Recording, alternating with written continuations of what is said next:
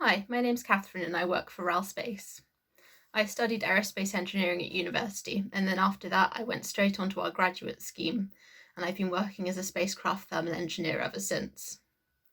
As a thermal engineer, I'm trying to make sure that everything on our instruments is the right temperature, because if it's too hot on the side of the sun, then things might melt, and if it's too cold on the side of the spacecraft that faces deep space, then things might shatter, so it's important that we understand these temperatures. I also do some testing on the spacecraft, which is where we take the instrument that we've built and we make sure that everything works as we'd expect. Because once it's up in space, we can't go up there and fix it, so we've got to make sure that we got it right first time. So today we'll be talking about sustainable food. The United Nations has 17 goals for how they'd like to make sustainable development happen. Many of these are related to food, such as being a responsible consumer and producer, or trying to reduce hunger. Around 40% of the fruit and vegetables that are grown in India currently never make it onto people's plates, and that's a problem that we hope to solve through this project. It's a problem not only because of the hunger issue, but also due to the greenhouse gases that occur when these food products are wasted, and also increases poverty in the farmers who aren't getting the money they need from the produce that they're growing. So I'm working on a project called Transition, and that's funded by the Global Challenges Research Fund, which brings together people who know about lots of different things. So I'm coming at it from the aspect of a thermal engineer, understanding how materials deal with different temperatures. And we have other people who understand the supply chain. That's how the food gets transported all the way from the farm to the markets via different trucks and different storage depots and things.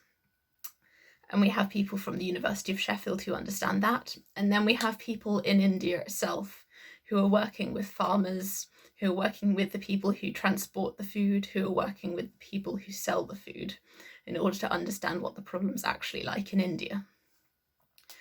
So in the UK, when we're transporting food, we use refrigerated vans and we store it in big fridges. But in India, that's not really the case so much.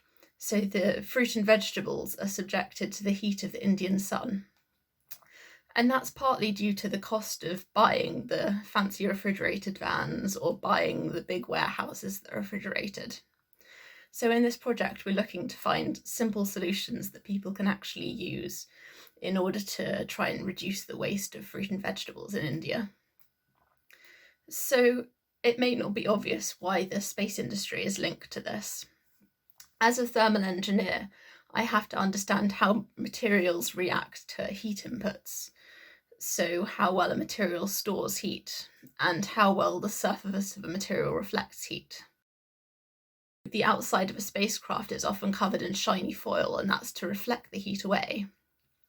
If you think about if you go out on a sunny day in a black t-shirt, quite often the t-shirt will get really hot as compared to when you're wearing a white t-shirt, and that's because it's a black surface which absorbs lots of heat. So by thinking about things like this, we can come up with simple solutions that we might be able to put into place in India that could reduce lots of food waste. We also have people looking at other parts of the supply chain. So when the food is coming out of the farms, how many times it stops along the way before it gets to the markets, how many times people handle it to check the produce, because every time it stops and every time it's handled, that's another thing that's going to lead to it rotting. So by the end of this project, we hope to have found a solution which will make a difference in India and is something that people will actually be able to put in place.